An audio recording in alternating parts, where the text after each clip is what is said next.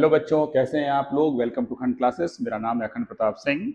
अपनी पिछली वीडियोस में जो क्वाड्रेटिक इक्वेशंस के ऊपर थी, तो हम क्वाड्रेटिक इक्वेशन जो चैप्टर है क्लास 10th एनसीईआरटी मैथ्स का, उसको हम कर रहे हैं और मुझे उम्मीद है कि आप उसको लगा रहे होंगे और समझ में भी आ रहा होगा आपको। ठीक है, तो अभी जो अपनी जो पिछली वीडियोस थी उसमें मैंने क्वाड्रेटिक इक्वेशन की आपको जनरल फॉर्म बताई मैंने, और उसके बाद मैंने आपको बताया कि कैसे हम उसके रूट्स निकालते हैं, और रूट्स को निकालने से पहले हम निकालते हैं डिस्क्रिमिनेंट को। डिस्क्रिमिनेंट निकालने का जो फॉर्मूला होता है d is equal to B square minus 4ac। उसके बाद रूट्स को निकालने के लिए जो फॉर्मूला है x is equal to minus B plus minus root D upon में 2a। यहाँ पे जब हम रूट्स को निकालते हैं तो एक बार हम प्लस वाले साइन को लेते हैं और एक बार हम माइनस वाले साइन को लेते हैं, है कि नहीं। उसके बाद अभी ये चीज वैसे आगे आएगी, जो हमारी आखिरी एक्सरसाइज है वो नेचर ऑफ रूट्स के बारे में है कि यानी रूट्स का नेचर क्या होगा। तो फॉर्मूला मैं अभी आपको बता दे रहा हूं, जो कंडीशंस वहां लगनी है। बाकी इसको जब हम अपनी अगली एक्सरसाइज करेंगे, मतलब जब एक्सरसाइज 4.2 को जब अभी हम पूरा कर लेंगे ना, तो उसको करने के बाद जो मेरी अगली वीडियो आएगी, उस अगली वीडियो में हम नेचर ऑफ रूट्स को करेंगे, है ना। तो नेचर ऑफ रूट्स को लेकर के बहुत ही बेसिक सी जो 3 कंडीशंस हैं, बहुत ही सिंपल सी हैं वो, कि जो हम डिस्क्रिमिनेंट यहां से निकालते हैं, है ना। डिस्क्रिमिनेंट मैंने जो अपनी पिछली वीडियोस बनाई है उसमें आपको बता रखा है। तो खैर, जो भी हम डिस्क्रिमिनेंट निकालते हैं, तो अगर जो डिस्क्रिमिनेंट हमने कैलकुलेट किया यहाँ पे, अगर उसकी वैल्यू ग्रेटर देन 0 आती है, तो जो भी नेचर ऑफ रूट्स होगा, रूट्स कैसे होंगे हमारे, तो रियल होंगे और डिस्टिंक्ट होंगे, है ना। अब रियल नंबर तो आपको पता ही होगा, रियल नंबर किसे कहते हैं, कब हम किसी नंबर को रियल कहेंगे, है ना। ठीक है, तो रूट्स क्या होंगे, रियल और डिस्टिंक्ट। उसके बाद अगर जो हमने डिस्क्रिमिनेंट कैलकुलेट किया, अगर उसकी वैल्यू इक्वल टू 0 है, if the discriminant is equal to 0, तो रूट्स उस समय रियल तो होंगे ही होंगे। बट सिंस ये 0 हो गया, तो सोचो अगर ये चीज 0 हो जाती है ना, तो यहाँ पे x का वैल्यू चाहे हम प्लस लें या माइनस लें, दोनों ही केस में क्या होगा, माइनस बी अपॉन 2a होगा। होगा कि नहीं होगा। सोचो यहाँ पे d को हम क्या कर रहे हैं, 0 कर दे रहे हैं। तो अगर d हमारा ये पूरा 0 हो गया, चलो मैं इसको हटा ही देता हूं, ये 0 हो गया तो हट गया ये, तो अब d हट गया, तो x का वैल्यू हमारा क्या हो जाएगा, माइनस बी अपॉन में 2a हो जाएगा। आगे हम इसको करेंगे, ठीक है। और उसके बाद आखिरी कंडीशन की, अगर d की वैल्यू क्या है, लेस देन 0 है, तो रूट्स हमारे क्या होंगे, इमेजिनरी होंगे और डिस्टिंक्ट होंगे। तो ये हमें अगले एक्सरसाइज में करना है, ये आप अगले वीडियो में मेरे पाएंगे, ठीक है। अभी एक्सरसाइज 4.2 को हम कर रहे थे, तो उसका क्वेश्चन नंबर 1 मैंने करा दिया था। जो क्वेश्चन नंबर 1 है उसके पांचों पार्ट्स, है ना, जिसको कि हमको फॉर्मूले को यूज करके नहीं करना था, हमें यहाँ पे फैक्टराइजेशन मेथड से इसे सॉल्व करना था, ठीक है। तो उसको आपको मैंने बताया है और आपने इसको प्रैक्टिस किया होगा। अब आपको अगर वो आ गया हो, तो अब हम आगे करेंगे जो हमारी वर्ड प्रॉब्लम्स हैं। अच्छा, एक बात और कि एक्सरसाइज 4.2 का जो क्वेश्चन नंबर 2 है ना, देखिए उसमें क्या लिखा हुआ है, solve the problems given in example 1। तो जो एग्जाम्पल 1 में, जो आपके एनसीईआरटी में जो एग्जाम्पल नंबर 1 है, तो उसमें जो क्वेश्चन लिखा हुआ है, तो उसको सॉल्व करना है। तो जो मैंने क्वाड्रेटिक इक्वेशन की जो सबसे पहली वीडियो बनाई है मैंने, उस पहली वीडियो में जब उस पहले एग्जाम्पल को जब मैं सॉल्व कर रहा था, तो मैंने वहां पे क्वाड्रेटिक इक्वेशन को भी फॉर्म किया है और साथ ही वहां पे मैंने उसको सॉल्व भी किया है। तो उसको देखने के लिए आप जो क्वाड्रेटिक इक्वेशन की मेरी जो सबसे पहली वीडियो है, उसको आप जरूर देखें और समझने की कोशिश करें। तो अभी जब मैं यहाँ पे क्वेश्चंस को सॉल्व करूंगा, तो मैं स्टार्ट करूंगा क्वेश्चन नंबर 3 से, ठीक है।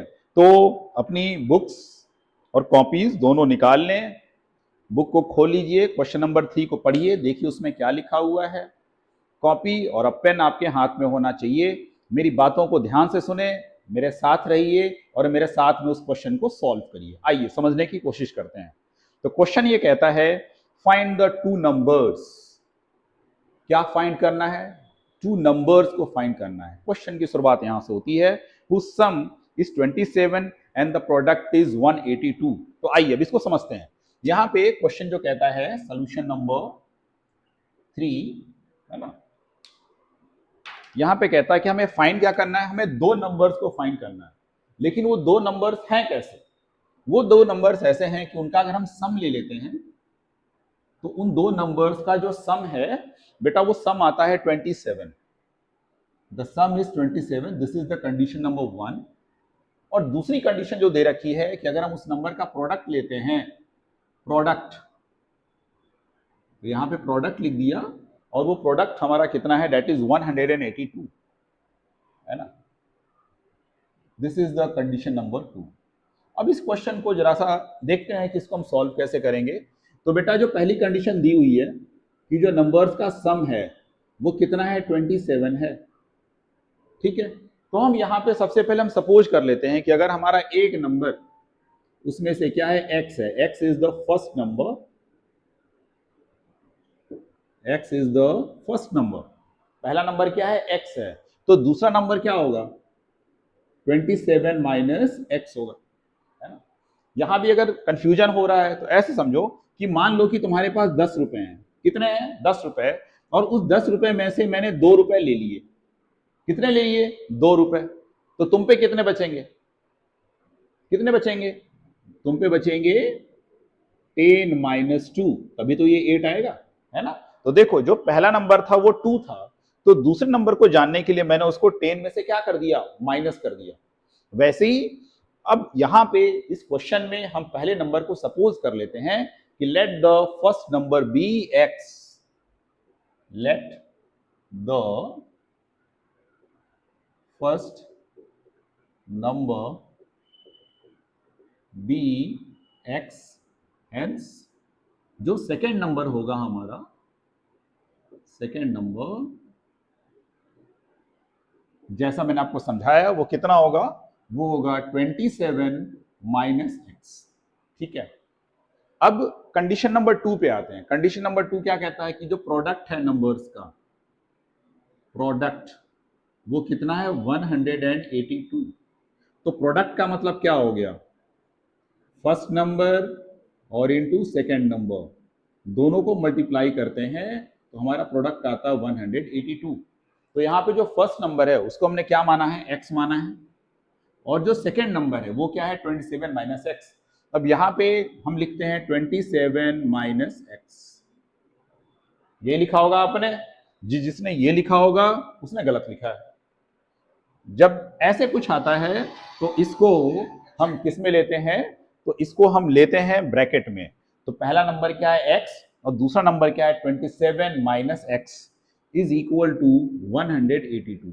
तो पहली गलती जो आप यहाँ पे कर सकते हैं उसको ध्यान रखना है कि जब सेकेंड नंबर को हम लिखेंगे 27 माइनस एक्स, तो उसको हमें किस में लिखना है, ब्रैकेट में लिखना है, ठीक है। अब यहाँ पे x का 27 में मल्टीप्लाई करेंगे और x का इस वाले x में मल्टीप्लाई करेंगे।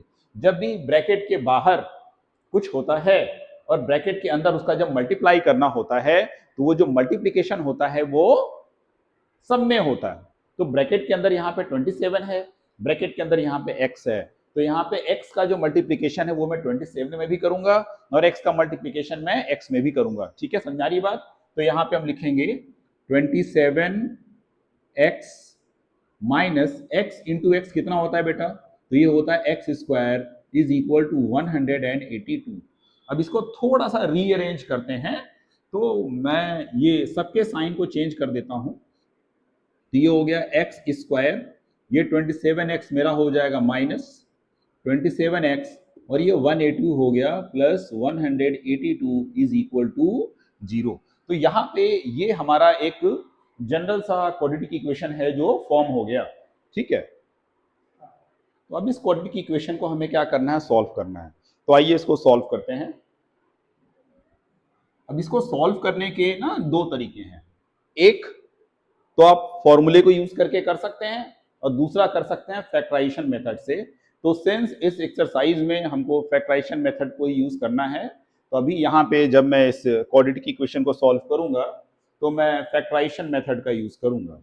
तो देखिए जैसा मैंने बताया था, सबसे पहले इस क्वाड्रेटिक इक्वेशन को कंपेयर करते हैं with ax square plus bx plus c equal to 0 से। इससे हमने कंपेयर किया।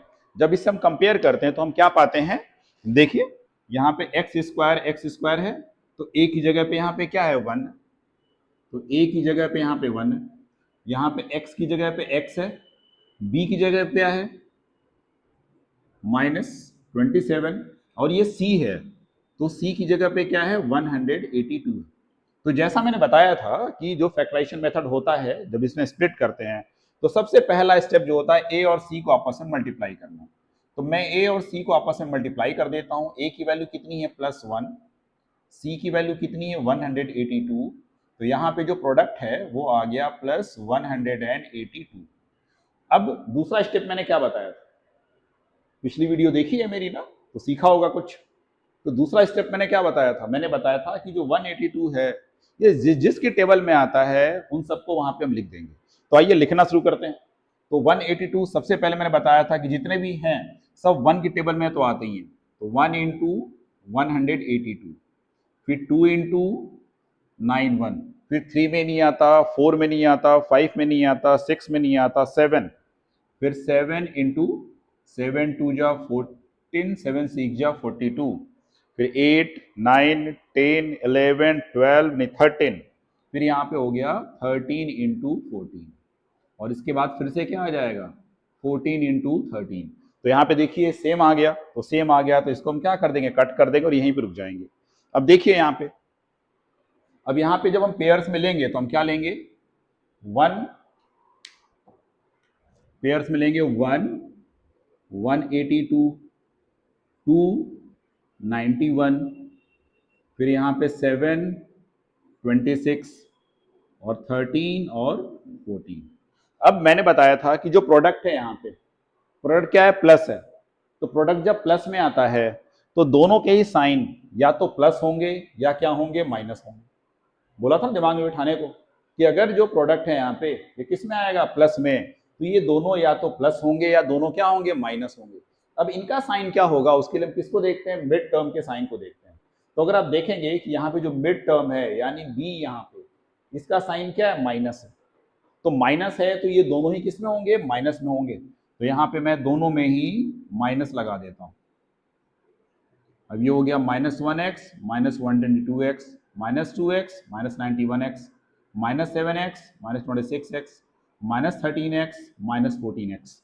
अब हम देखते हैं कि ये जो -27x है वो हमें यहां से मिलता है, ये -13x और -14x, अगर इन दोनों को हम ऐड कर दें तो ये हमें क्या देता है -27x। तो मेरी बात, तो अब यहाँ पे अब इसको हम फर्दर सॉल्व करते हैं।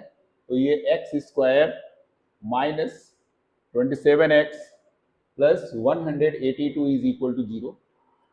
अब यहाँ पे x² को तो ऐसे ही लिख देंगे, -27x को हम क्या कर सकते हैं स्प्लिट कर सकते हैं, किसमें स्प्लिट कर सकते हैं -13x और -14x और प्लस 182 इज इक्वल टू 0। ठीक है, अब इसके बाद इन दोनों में क्या कॉमन है, तो x कॉमन है, तो यहाँ आ जाता है x -13, यहाँ पे क्या कॉमन है तो -14 कॉमन है, तो 14x में से 14 निकल गया, तो यहाँ क्या बचेगा x। फिर मैंने बताया था कि जब हम माइनस को कॉमन लेते हैं तो अंदर के साइन क्या हो जाते हैं रिवर्स हो जाते हैं, ये हो गया माइनस और यहाँ पे 13 आ गया इज इक्वल टू 0। अब यहाँ पे ये है x -13 x -14 is equal to 0। तो x की दो वैल्यूज आ गई, एक वैल्यू है 13 और दूसरी वैल्यू क्या है 14।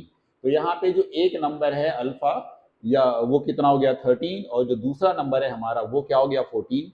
तो अगर आप देखिए तो 13 और 14 को अगर हम ऐड करेंगे तो कितना आएगा 27 और दोनों का आपस में अगर हम मल्टीप्लाई कर दें तो कितना आ जाएगा 182।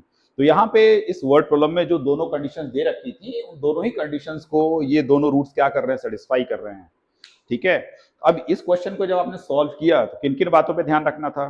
पहली बात, लैंग्वेज को समझ करके हमें कंडीशंस लिखनी होती हैं, ये पहली चीज है। सबसे पहले क्या लिखें कंडीशंस को कि क्या दिया हुआ है। कंडीशंस को आपने जब लिख लिया अब उसके बेसिस पे उसकी मदद से आपको इक्वेशन को फ्रेम करना होता है। तो यहाँ पे मैंने उसकी मदद से यहाँ पे क्वाड्रेटिक इक्वेशन को फ्रेम किया और जब क्वाड्रेटिक इक्वेशन को फ्रेम कर लेते हैं तो फ्रेम करने के बाद तो फिर एक ही चीज रह जाती है उसको सॉल्व करना। तो सॉल्व करने के लिए आपने दो मेथड पढ़े हैं यहाँ पे, एक फैक्टराइजेशन मेथड और दूसरा है यूजिंग द फॉर्मूला। तो अगर पेपर में स्पेसिफिकली मेंशन नहीं है कि कौन सा यूज करना है तो आपकी मर्जी, आप किसी को भी यूज कर सकते हैं। बट अगर मेंशन है कि नहीं आपको फैक्टराइजेशन मेथड ही यूज करना है तो फैक्टराइजेशन मेथड से कैलकुलेशन करेंगे, या अगर मेंशन है कि हमको वहां पे फॉर्मूले को यूज करना है तो हम फॉर्मूले को यूज करके ही हम कैलकुलेशन करेंगे। तो आइए, अब इसको आपने नोट कर लिया होगा, तो अब हम आते हैं अगले क्वेश्चन पे, क्वेश्चन नंबर 4 पे। क्वेश्चन नंबर 4 को पढ़िए, देखिए, समझिए और कोशिश करिए कि उसको आप अपने से कर सकें। एक ही काम करना उसमें, पहले ये देखिए कि क्या दिया हुआ है, गिवन क्या है, उसके बाद उसकी मदद से आपको इक्वेशन को फ्रेम करना है ना, और इक्वेशन को फ्रेम करने के बाद उसको सॉल्व करना है। तो जहां तक मुझे लगता है सॉल्व तो आप कर लेंगे। अभी यहां पे जो दिमाग लगाना है सिर्फ किस चीज पे, इक्वेशन को फ्रेम करने के ऊपर। Next question, solution number 4।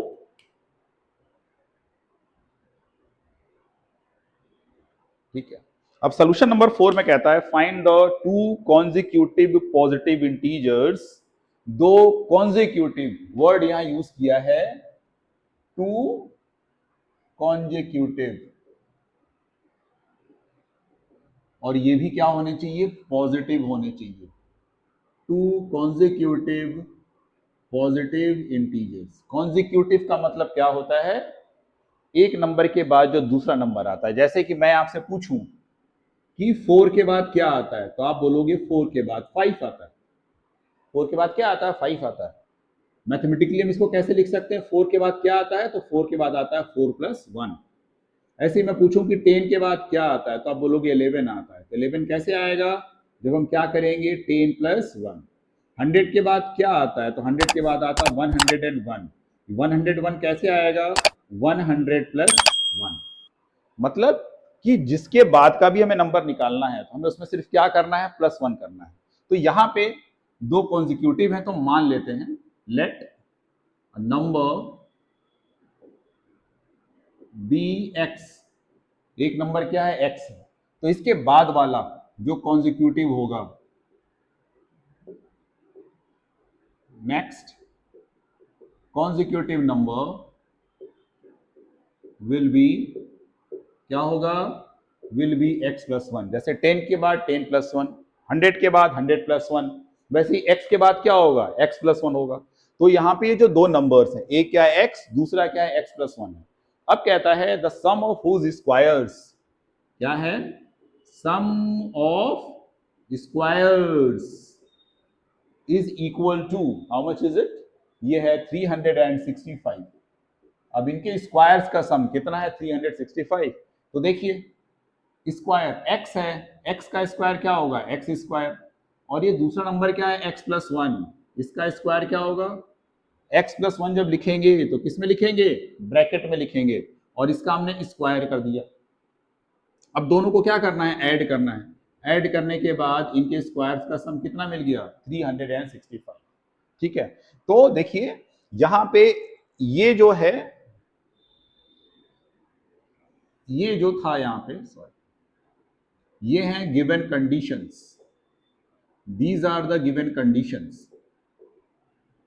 और ये जो कंडीशंस दे रखी हैं, इसकी मदद से अब हमने यहां पे एक इक्वेशन फ्रेम करनी है, और हम कोशिश करेंगे कि उस इक्वेशन को फ्रेम करते करते उसको हम क्वाड्रेटिक इक्वेशन की जनरल फॉर्म में ले आए, मतलब ax² + bx + c = 0 वाले फॉर्म में। तो अब इसको हम सॉल्व करते हैं। ये हो गया x², ये x + 1 का होल स्क्वायर है, तो आपको एंटिटी पता होगी, a + b का होल स्क्वायर क्या होता है, a² + b² + 2ab। तो वैसे ही x + 1 का होल स्क्वायर, एक ही जगह पे क्या लिखा हुआ है, x लिखा हुआ है ना, तो एक ही जगह पे x लिखेंगे तो ये हो गया x²। b की जगह पे क्या लिखा हुआ है, 1 लिखा हुआ है, तो यहाँ क्या होगा, 1² + 2 × x × 1, तो ये हमारा हो गया x² + 1 + 2x। तो यहाँ पे जब हम x + 1 का होल स्क्वायर करते हैं तो हमें ये चीज मिलती है, इसी चीज को यहाँ पुट कर देंगे, x² + 1 + 2x = 365। जब मैं किसी भी क्वेश्चन को सॉल्व करता हूं, या कोई भी टीचर जो सॉल्व करता है, तो बच्चों उसका उद्देश्य ये बिल्कुल नहीं होता कि उसे आपको इस क्वेश्चन को रटवाना है, रटवाना नहीं है। मेरी कोशिश यहां आपको ना क्रैम करवाने की नहीं है। मैं क्यों चीजों को इतनी डिटेल में बता रहा हूं, ताकि आपके अंदर वो समझ पैदा हो। इंपॉर्टेंट ये है कि आप क्वेश्चन को समझें, है ना। आप एक वे ऑफ थिंकिंग पैदा करें, एक सोचने का तरीका पैदा करें कि जब भी आपके सामने कोई प्रॉब्लम आती है तो कैसे आपको उसके ऊपर सोचना है ना। वो चीज आपको सीखनी है, क्योंकि बोर्ड में आपके डिट्टो ये क्वेश्चन तो नहीं आएगा, इसके जैसे क्वेश्चंस आ जाएंगे। समझ में आ रही बात। तो आपको ना वो सोचने का पैटर्न पैदा करना है। इसलिए बहुत जरूरी है कि जब आप घर में रहते हैं तो आप सेल्फ स्टडी करें, किसी भी नए आर्टिकल को पढ़ें, किसी भी नई बुक को पढ़ें और उसको आप अपने तरीके से समझने और सोचने की कोशिश करें। तभी आपको आपके अंदर वो समझ पैदा होगी, किसी भी प्रॉब्लम को सॉल्व करने का वो एबिलिटी डेवलप होगा। तो यहां पे बस इसको आप क्रैम मत करिए कि सर ने ऐसे लिख दिया, ये लिख दिया, वो लिख दिया। नहीं, आप देखिए मैं प्रॉब्लम को अप्रोच कैसे कर रहा हूं, और अगर मैं आपको समझाने की कोशिश कर रहा हूं तो आपको समझाने के लिए मैं कैसे कैसे क्या क्या कोशिशें कर रहा हूं। बस वैसे ही कोशिशें आपको करनी है इसको समझने के लिए। और हो सके अगर आपके समझ में आ जाए, है ना, तो कोशिश करिए कि आप कम से कम किसी एक बच्चे को जिसको यह क्वेश्चन नहीं आ रहा हो उसको आप जरूर समझाने की कोशिश करें। और आप पाएंगे कि जब आप उसको समझा लेते हैं तो आपके अंदर एक सेटिस्फैक्शन तो आएगा ही आएगा, उस बच्चे को भी वो चीज अब आ जाती है, तो जो कुछ भी हमने सीखा वो चीज क्या करने लगी, फैलने लगी। ठीक है, चलिए आइए आगे करते हैं। यहाँ पे तो ये x+1 का होल स्क्वायर यहाँ पे कितना आ गया, x² + 1 + 2x। यहाँ पे इसको हमने पुट किया। अब इसको हम आगे सॉल्व करते हैं। ये x² + x² है, ये कितना हो गया 2x² + 2x + 1 = 365। मुझे पता है आप में से बहुतों के क्वेश्चन सॉल्व करने अब तक आ चुका होगा। आइए इसको करते हैं। ये हो गया 2x² + 2x + 1, ये 365 जो कहां पे है अभी, राइट हैंड साइड में है। इसको हम किधर लाएंगे, लेफ्ट हैंड साइड में लाते हैं, तो साइन चेंज हो जाता है, -365 = 0। यहां पे भी हो गया 2x² + 2x - 364 = 0। ठीक है, अब ये जो हो गया, अब आप सोचो यहां पे हम क्या कर सकते हैं अभी। और यहां पे देखिए 2 है, यहां भी 2 है, और यहां भी जो नंबर लिखा है ये एक इवन नंबर है, isn't it?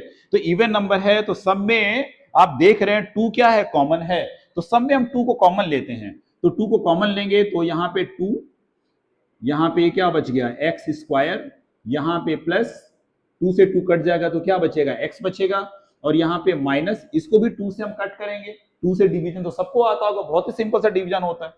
2 × 1 = 2, 2 × 8 = 16 और 2 × 2 = 4 = 0। तो फाइनली जो क्वाड्रेटिक इक्वेशन मुझे मिला यहाँ पे वो है x² + x - 182 = 0। तो हमें यहाँ पे अब ये क्वाड्रेटिक इक्वेशन मिल गया है। अब इसको हम आगे क्या करेंगे, सॉल्व करेंगे।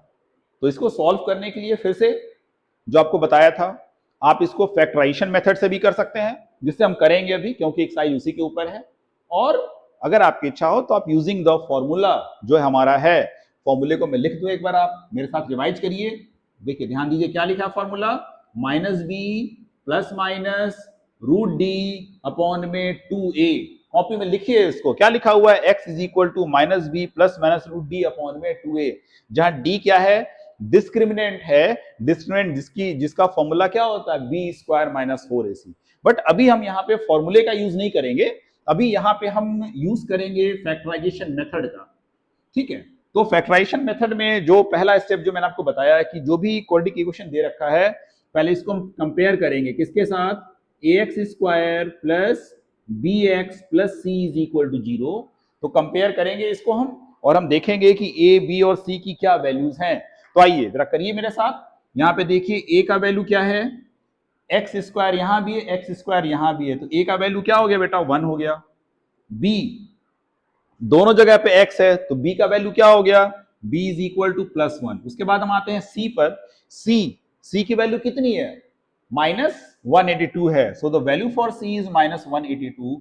तो पहला स्टेप क्या बताया मैंने, पहला स्टेप, सबसे पहला स्टेप जो मैंने बताया है कि आपको a और c को आपस में क्या करना है, मल्टीप्लाई करना है। So we will be multiplying a and c together, and what we get is a × c = +1 × -182 is equal to -182। देखो यहां पे ना एक ब्रैकेट में क्या है, प्लस है, और दूसरे ब्रैकेट में क्या है, माइनस है।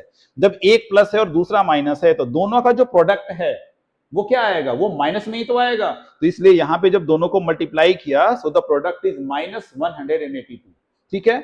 अब इसके बाद हम क्या करते हैं कि जिस जिस भी टेबल में 182 आता होगा उन सारी टेबल्स के यहाँ पे हम लिख देंगे। अभी पिछले क्वेश्चन में हमने सेम यही चीज करी थी, है ना। तो देखिए यहां भी 1 इंटू 182, फिर 2 की टेबल में आता है 2 इंटू 91, फिर 7 की टेबल में था तो ये था 7 2 जा 14, 7 6 जा 42, और लास्ट 13 की टेबल में था 13 इंटू 14। अभी जस्ट हमने पिछले क्वेश्चन में करा है तो आपको याद होगा, है ना। अब यहां पे इन नंबर्स को हम पेयर में लिख लेते हैं। क्या है, 1 182, फिर ये है 2 और 91, फिर 7 एंड 26, और लास्ट है 13 एंड 14। ठीक है। अब मैंने क्या बताया कि अगर प्रोडक्ट क्या आएगा, माइनस में आएगा। किसमें आएगा, माइनस में। तो दोनों के साइन क्या रहेंगे, अलग अलग रहेंगे। रहेंगे कि नहीं अलग अलग, ठीक है, अलग अलग तो रहेंगे। अब इसमें से बड़े नंबर को हम कौन सा साइन देंगे, तो बड़े नंबर को हम वो साइन देते हैं जो हमारे मिड टर्म का साइन है। तो देखिए यहां पे एक्स स्क्वायर पहला टर्म है, प्लस एक्स यहां पे दूसरा टर्म है, मिड टर्म है ना ये। मिड टर्म इसका साइन क्या है, प्लस में है। तो यहां पे हम बड़े वाले नंबर को क्या देंगे, प्लस का साइन देंगे। कौन सा साइन देंगे, प्लस का। तो आइए करते हैं। छोटे नंबर को माइनस, बड़े नंबर को प्लस, छोटे नंबर को माइनस, बड़े नंबर को प्लस, छोटे नंबर को माइनस, बड़े नंबर को प्लस, छोटे नंबर को माइनस, बड़े नंबर को प्लस। ठीक है। अब सब में एक्स लगा दीजिए। ठीक है। अब जब हम सिंप्लीफाई करते हैं तो देखिए हम देखते हैं कि अगर हम इसको सॉल्व करेंगे ना, लास्ट वाले को, इस लास्ट वाले को -13x प्लस 14x, जब इसको हम सॉल्व करते हैं तो हमें मिलता है यहां पे क्या, प्लस x। मतलब कि जो हमारा मिडिल टर्म है, क्या मिडिल टर्म, प्लस x है। तो प्लस x हमें इसी को सॉल्व करने पे मिलता है, मतलब हम इस वाले ही पेयर को ले लेंगे। तो आइए इसको करते हैं। ठीक है। ये है x square plus x minus 182 is equal to 0। तो ये हो गया एक्स स्क्वायर। अब यहाँ पे प्लस एक्स को हम क्या लिख सकते हैं, इसको स्प्लिट करेंगे तो -13x और plus 14x minus 182 is equal to 0। ठीक है। अब यहाँ पे इन दोनों में ही क्या कॉमन है, x कॉमन है। We take x as a common. ये पहले ब्रैकेट में क्या आ जाएगा, x माइनस 13। अगले ब्रैकेट में देखिए 14 और यहाँ 182 है तो 14 को कॉमन लेते हैं। ये x माइनस यहाँ पे क्या आएगा, तो अब जानते हैं कि 13 इंटू 14 कितना होता है, 182 होता है। तो यहाँ पे क्या बचेगा, 13 इज इक्वल टू 0। तो ये हो गया x माइनस 13 और दूसरे ब्रैकेट में हो जाएगा x plus 14 is equal to 0। तो यहाँ पे मिलता है कि when x minus 13 is equal to 0, x is equal to 13, and when x plus 14 is equal to 0, so x is equal to minus 14। अब समझो यहाँ पे एक जीरोस किस में आया, प्लस में आया, और दूसरा जीरोस किस में आया, माइनस में आया। क्वेश्चन क्या कहता है, ये नंबर कैसे हैं, पॉजिटिव वाले नंबर हैं। तो बेटा जब ये पॉजिटिव वाले नंबर हैं तो डेट मीन्स कि ये जो वैल्यू आई है हमारी x इज इक्वल टू -14, इसको हम क्या कर देंगे, इसको हम इग्नोर कर देंगे। हमें सिर्फ कौन सी वैल्यू लेनी है, पॉजिटिव वाली लेनी है। तो पॉजिटिव वैल्यू क्या आ गई हमारी, 13। तो एक नंबर तो x है हमारा, है ना। तो first number that is equal to x is equal to कितना आ गया, 13। तो जो सेकेंड नंबर है हमारा वो कितना है हमारा, x plus 1 is equal to 13 plus 1 is equal to 14। So that's how we get the two numbers. तो यहाँ पे हमें अब दो नंबर्स मिल गए हैं, 13 और दूसरा क्या है, 14। इन दोनों नंबर्स, ये दो नंबर्स क्या है हमारे, कॉन्जिक्यूटिव हैं। ठीक है। और दूसरी कंडीशन भी सेटिस्फाई होगी अगर आप यहाँ पे पुट करके देखोगे कि 13 स्क्वायर प्लस, यहाँ पे क्या लिखेंगे, 14, कि 13 स्क्वायर प्लस 14 स्क्वायर, अगर आप दोनों को स्क्वायर करके सम करोगे तो कितना आएगा, 365। ठीक है। ठीक है। ये क्वेश्चन यहाँ पे खत्म होता है। अब जो कुछ भी आपने सीखा है यहाँ पे उसको हम अगले क्वेश्चन में, नए क्वेश्चन को करेंगे और उसमें अप्लाई करने की कोशिश करेंगे। आइए तो अगला क्वेश्चन करते हैं, क्वेश्चन नंबर 5। ये हो गया सबका, ठीक है।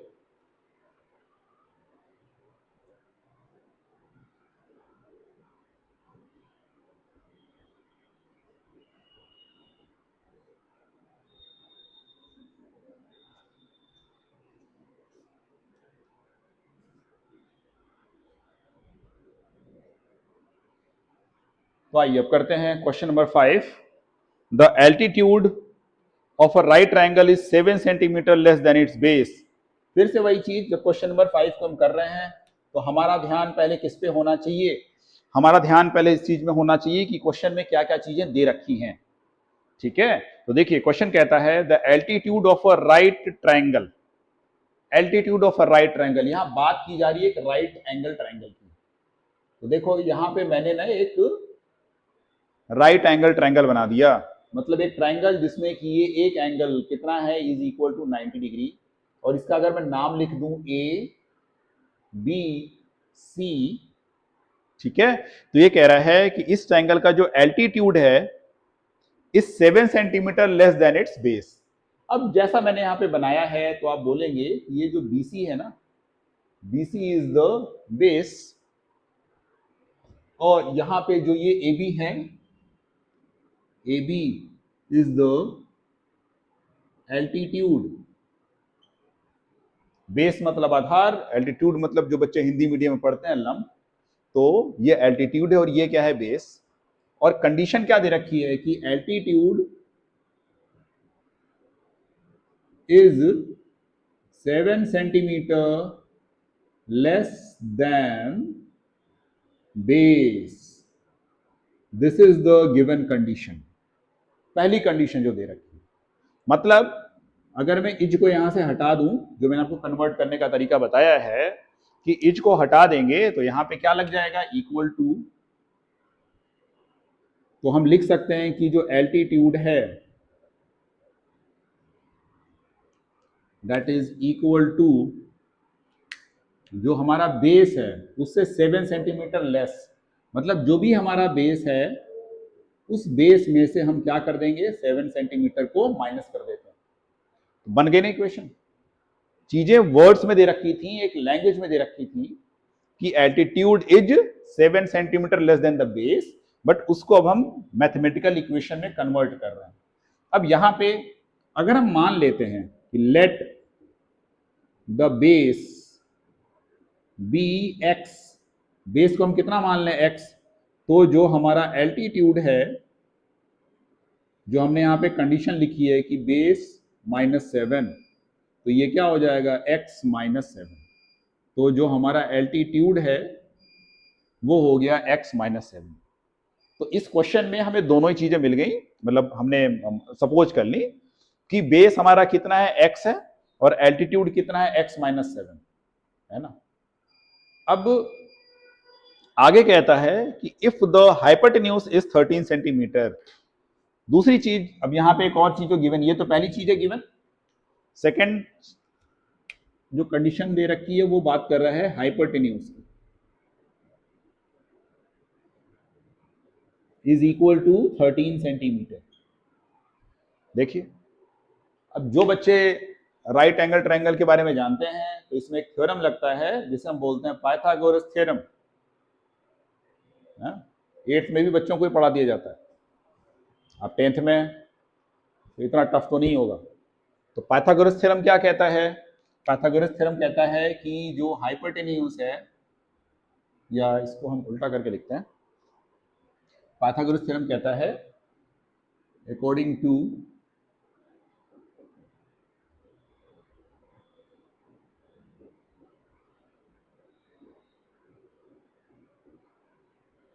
क्या कहता है कि एल्टीट्यूड का square plus base square is equal to hypotenuse का स्क्वायर। यही तो है ना पाइथागोरस थ्योरम, कि अगर हम एल्टीट्यूड का स्क्वायर कर दें और बेस का भी स्क्वायर कर दें और फिर दोनों को हम ऐड कर देते हैं तो हमें क्या मिलता है, हाइपोटेन्यूज का स्क्वायर मिलता है। तो अब यहां पे वैल्यूज को पुट करते हैं। एल्टीट्यूड हमारा कितना है, x -7, so here we put x -7 whole square plus base कितना है, तो बेस है x। ये कोई कठिन चीज तो नहीं है ना रखना, देखो जो एल्टीट्यूड है उसकी जगह बस मैंने क्या रख दिया, x -7, और बेस की जगह पे x ना, इज इक्वल टू, और हाइपोटेन्यूज क्वेश्चन में दे रखा है कितना है, 13, तो यहाँ पे 13 और इसका क्या कर दिया, स्क्वायर कर दिया। अब होल स्क्वायर बहुत बार कर चुके हो, अभी फिर से कर लेते हैं। इसके लिए फॉर्मूला क्या पता होना चाहिए, A minus B whole square, 9th में करा था आपने। ये कितना होता है, A square plus B square minus 2ab। तो यहाँ पे जब वैल्यूज को पुट करते हैं x माइनस 7 होल स्क्वायर, तो ये क्या हो गया एक्स स्क्वायर, बी की जगह पे क्या है 7, है ना। पुट करना सीखो, बहुत से बच्चे पुट करने में गलत कर देते हैं, उनको समझ नहीं आता कैसे पुट करना। तो b की जगह पे क्या है 7, तो 7 square minus 2 into x into 7, तो ये हो गया एक्स स्क्वायर प्लस 7 का स्क्वायर क्या होता है 49 माइनस 14x, है ना। तो यहाँ पे ये हमने इसका होल स्क्वायर किया, तो इसी को यहाँ पुट कर देते हैं। ये हो गया x square plus 49 minus 14x plus x square is equal to 13 का स्क्वायर क्या होता है 169। यहाँ पे मैं एक लाइन ड्रॉ कर दूं, कंफ्यूज मत होइए। यहाँ पे क्वेश्चन को सॉल्व करेंगे। अब यहाँ पे देखिए 2 बार एक्स स्क्वायर है, तो ये कितना हो गया 2x square minus 14x plus 49, और ये 169 देखिए राइट हैंड साइड में है, जब ये चेंज करके इधर आएगा लेफ्ट में, तो ये हो जाएगा माइनस 169 इज इक्वल टू 0, है ना। अब जिनको आता है वो सॉल्व करेंगे, एक्स स्क्वायर वो मेरा वेट नहीं करेंगे, सॉल्व करिए और लास्ट में मुझसे कंपेयर करिएगा कि आपने सही किया है कि नहीं किया है। तो यहाँ पे प्लस कर रहे हैं। अब देखो यहाँ पे ये प्लस 149 है, ये माइनस 169 है, इन दोनों में बड़ा कौन है तो 169, तो जो बड़ा है उसकी ही दादागिरी चलेगी, तो इसका साइन लग जाएगा, है ना। कमजोर की तो नहीं चलती ना, 49 क्या है छोटा है, तो इसका प्लस साइन नहीं लगेगा यहाँ पे, बट 169 बड़ा नंबर है, तो इसका लग जाएगा यहाँ पे क्या माइनस, और 169 में से 49 को माइनस करते हैं तो हमें क्या मिलता 120 इज इक्वल टू 0। अब देखो यहाँ पे तीनों टर्म्स को देखो, ये 2x स्क्वायर है, ये माइनस 14x है, ये माइनस 120 है, कुछ दिख रहा है तीनों में कॉमन की नहीं, तीनों में ही 2 कॉमन है, तो 2 को अगर हम कट कर दें, है ये कॉपी में नहीं करना, ये मैं समझाने को बता रहा हूँ। ये क्या हो गया 2 1 जा 2, 2 7 जा 14 और ये 60, तो फाइनली हमारा यहाँ हो जाएगा X square minus 7x minus 60 is equal to 0। अब इसको कंपेयर करोगे किससे, A X square plus B X plus C equal to 0 से, तो यहाँ पे हमें ए की वैल्यू क्या मिल गई, ए की वैल्यू मिल गई 1, बी की वैल्यू है -7 और सी की वैल्यू है -60। ठीक है। अब जो पहला स्टेप बताया था कि सबसे पहला स्टेप हमारा होता है ए और सी को आपस में मल्टीप्लाई करना, ए का 1 हो गया, सी कितना हो गया -60, तो हमारा प्रोडक्ट आ गया -60। दूसरा स्टेप क्या होता है कि 60 जिस जिसकी टेबल में आता हो सबको लिख देंगे एक लाइन से, तो आइए लिखते हैं। ये हो गया 1 इंटू 60, 2 इंटू 30, 3 इंटू 20, 4 इंटू 15, अब यहाँ पे फिर होगा 5 इंटू 12, वो फिर हो गया 6 इंटू 10। इससे ज़्यादा और सारे पेयर्स नहीं बनेंगे। अब इसके बाद हमें क्या करना है, सबको पेयर्स में लिख लेना है। तो 1 60 2 30 3 20 4 15 5 12 6 10।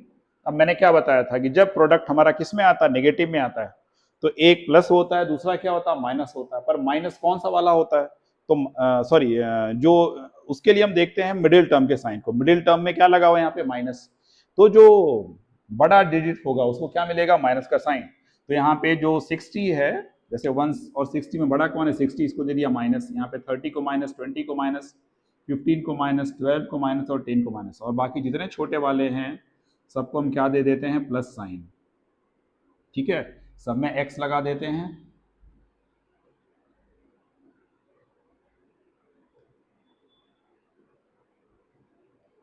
अब देखो हमें लाना क्या -7x, तो हम देखते हैं कि जब हम +5x और -12x को जब सॉल्व करेंगे ये, तो यहाँ पे हमें क्या मिल जाएगा, हमें मिल जाएगा -7x, तो यानी कि हमको इसे ही यूज करना है।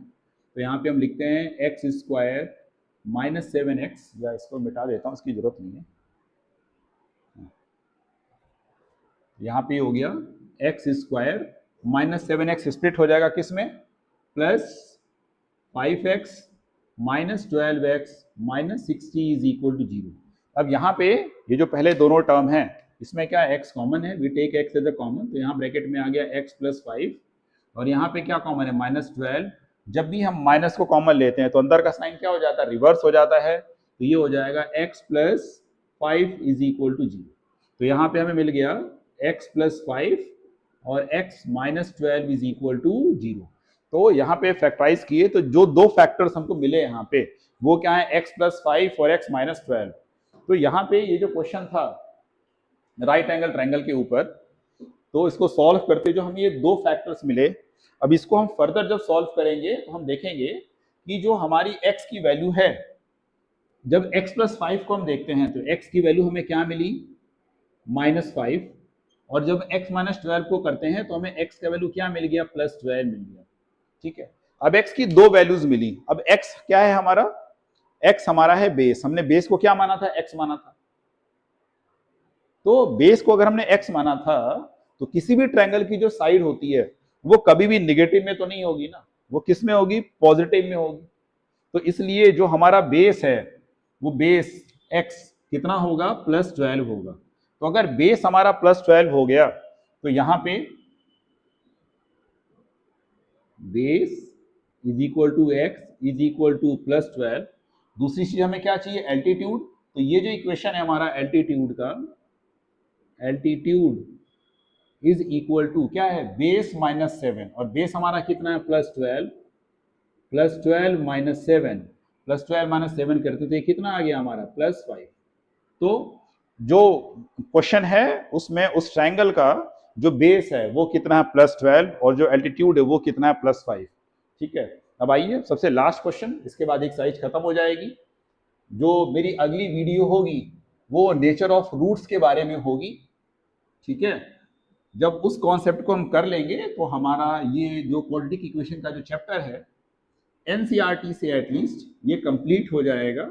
जितने भी कॉन्सेप्ट्स हैं वो सारे हमारे हो जाएंगे, और जब वो हो जाएगा तो उसके बाद जब दोबारा इस चैप्टर को हम करेंगे तो उसके बाद हम इसको कंप्लीट करेंगे एग्जाम्पलर से, और फिर हम करेंगे कुछ PYQs। ठीक है, उसके बाद आप बोर्ड के लिए प्रिपेयर रहेंगे। खैर वो भी बात की बात है। आइए अभी हम करते हैं क्वेश्चन नंबर 6।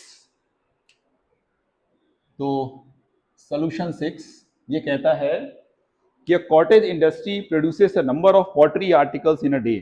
एक कॉटेज इंडस्ट्री है और वो क्या प्रोड्यूस करता है, पॉट्स बनाता है। तो it was observe that on a particular day the cost of production of each article. अब यहां पे पहले हम स्टेटमेंट को लिखते हैं, क्या लिख रहा है ये, cost of production, cost of production of each article. जो भी आर्टिकल वो बना रहा है तो हर एक आर्टिकल का जो कॉस्ट ऑफ प्रोडक्शन है was 3 more than, is 3 more than, इसको मैं अलग कलर में लिख देता हूं, is 3 more than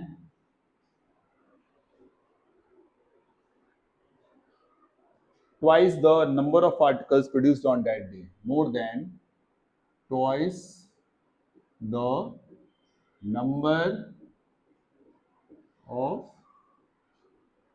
article produced। ठीक है, तो यहां पे बात हो रही है कॉस्ट की, है ना। तो कॉस्ट क्या है, twice the number of article produced. तो सबसे पहले यहां पे हम क्या कर लेते हैं, मान लेते हैं suppose that the number of article produced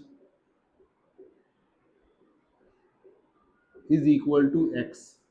जब हमने नंबर ऑफ आर्टिकल को क्या मान लिया, एक्स मान लिया, तो इसका हमें क्या करना है, ट्वाइस करना है। तो ट्वाइस क्या हो जाएगा, 2x हो जाएगा। ट्वाइस मतलब क्या होता है, 2 से मल्टीप्लाई करना। ठीक है, लैंग्वेज को समझेंगे, जब भी कहीं बोलेगा ट्वाइस करना है तो 2 से मल्टीप्लाई कर देंगे, बोलेगा थ्राइस करना है तो 3 से मल्टीप्लाई कर देंगे। तो यहाँ पे क्या करना है, ट्वाइस करना है, तो हमने 2 से मल्टीप्लाई कर दिया। और क्या है, 3 मोर मतलब +3 करना है। ठीक है, अगर लिखा है 3 मोर तो +3, यही अगर लिखा होता 3 लेस तो क्या करते, -3 करते। लैंग्वेज ही है जिसको हमको मैथमेटिक्स के फॉर्म में कन्वर्ट करना है यहाँ पे। तो 3 मोर है तो +3, यही हमारी क्या हो गई, कॉस्ट हो गई। This is the cost. तो यहाँ पे हम कॉस्ट लिख देते हैं, cost of each article is equal to 2x + 3।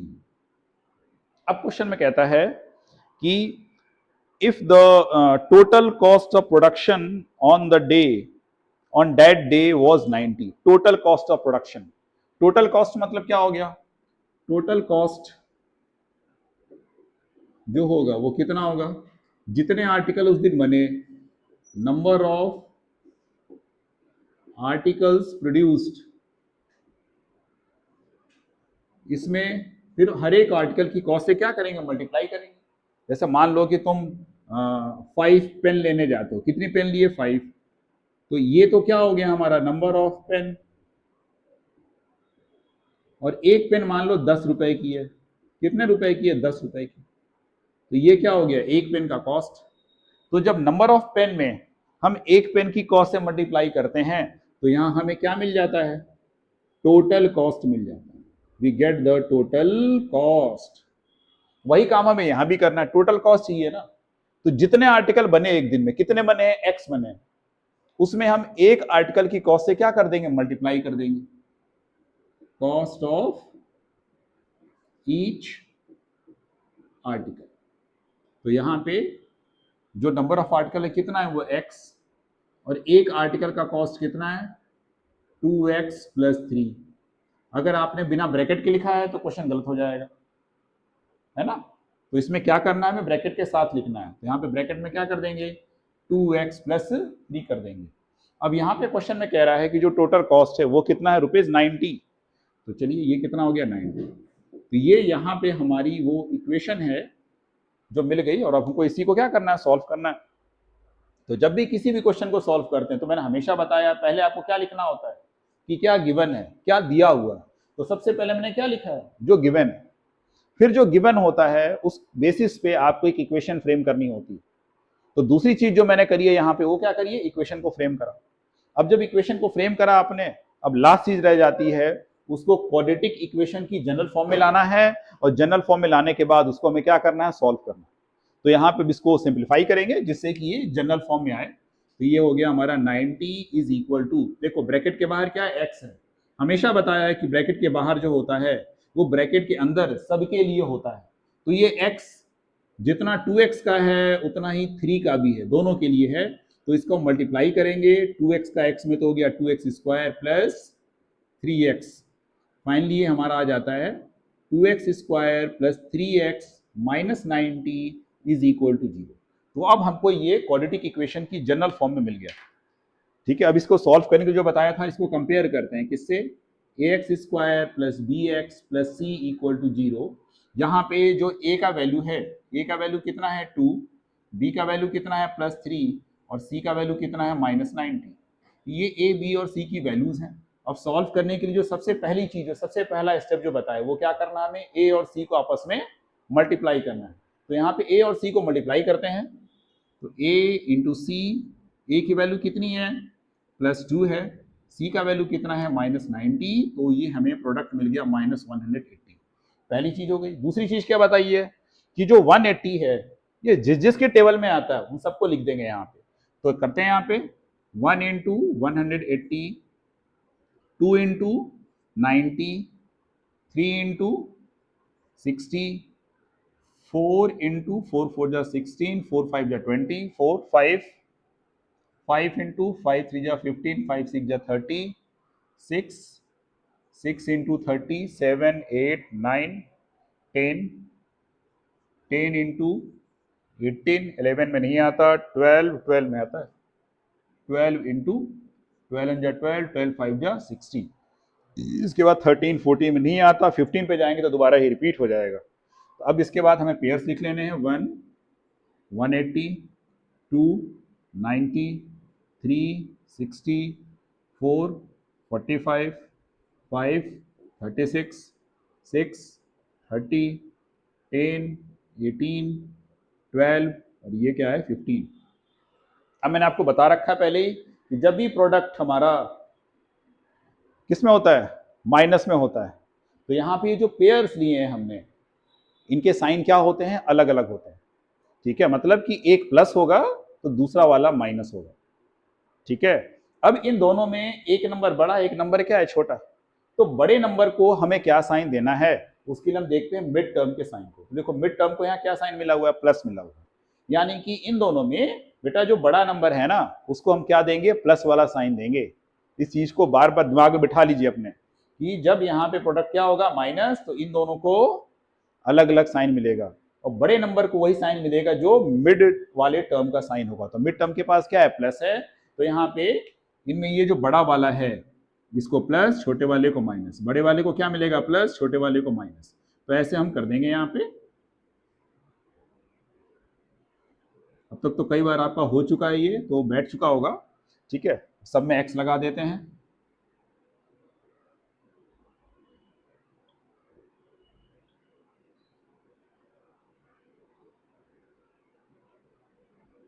अब देखिए मिडिल टर्म हमारा क्या है, प्लस 3x है। तो अगर हम देखें तो प्लस 3x हमारा किसको सॉल्व करने पे आ रहा है, इस लास्ट वाले को आ रहा है। माइनस 12x प्लस 15x, जब इसको हम सॉल्व करेंगे तो हमें क्या मिलेगा, प्लस 3x। तो हम इसको ही यूज करेंगे। तो यहाँ पे ये हमारा हो गया 2x²। ये जो मिड वाला टर्म है ये स्प्लिट हो गया, किसमें स्प्लिट हो गया, तो माइनस 12x और plus 15x minus 90 is equal to 0। अब यहाँ पे हमें कॉमन लेना है, तो 2x² माइनस 12x, दोनों में कॉमन क्या है, 2x कॉमन है, तो हो गया x माइनस 6, प्लस यहाँ पे कॉमन क्या है, 15, तो x माइनस 6। सॉल्व करेंगे तो फर्दर हमें मिलेगा x माइनस 6 एक ब्रैकेट में और 2x प्लस 15 दूसरे ब्रैकेट में। ये दोनों फैक्टर्स आ गए। अब यहाँ पे जो x की वैल्यू जो हमें मिलेगी, यहाँ से x की वैल्यू हमें क्या मिलती है, 6, और यहाँ से जो हमें x की वैल्यू मिलती है क्या मिलती है, माइनस 15/2। अब देखिए x क्या है, हमारा नंबर ऑफ आर्टिकल प्रोड्यूस्ड। अब फैक्ट्री में जो भी आर्टिकल बनेंगे उनका नंबर कभी माइनस में तो नहीं होगा ना, काउंटिंग हमेशा उसकी किस में होगी, पॉजिटिव में ही होगी। तो इसलिए ये जो प्लस वाला है हमारा x की वैल्यू जो हमारी कितनी आई है, प्लस 6, मतलब उस फैक्ट्री में उस दिन जो नंबर ऑफ आर्टिकल्स बने थे वो कितने थे, 6 थे। तो 6 articles were produced in the factory on that particular day. और उसकी जब हम कॉस्ट की बात करेंगे तो कॉस्ट के लिए यहाँ पे मैंने बताया था आपको कि कॉस्ट उनकी कितनी है, 2x प्लस 3। तो उसका जो कॉस्ट होगा इज इक्वल टू, इसको पुट करेंगे 2x प्लस 3 में, 2 इंटू एक्स की वैल्यू कितनी है, 6, 2x प्लस 3, 2 6 जा 12, 12 plus 3 that is equal to 15। तो नंबर ऑफ आर्टिकल्स कितने बने, 6, और हर एक आर्टिकल की कॉस्ट कितनी है, 15 रुपीज। ठीक है, यहां पे आपकी एक्सरसाइज पूरी होती है। इसके बाद अगर कोई भी डाउट हो, कोई भी दिक्कत हो, तो आप कमेंट करके मुझे बता सकते हैं। अगली वीडियो में हम रूट्स के नेचर के बारे में पढ़ेंगे, जो आपको पहले मैंने ब्रीफ में बता दिया था यहाँ पे। ठीक है, जो अगली वीडियो होगी उसमें इस टॉपिक को हम डिटेल में करेंगे। तब तक के लिए keep learning, keep growing with अखंड क्लासेस। Thank you.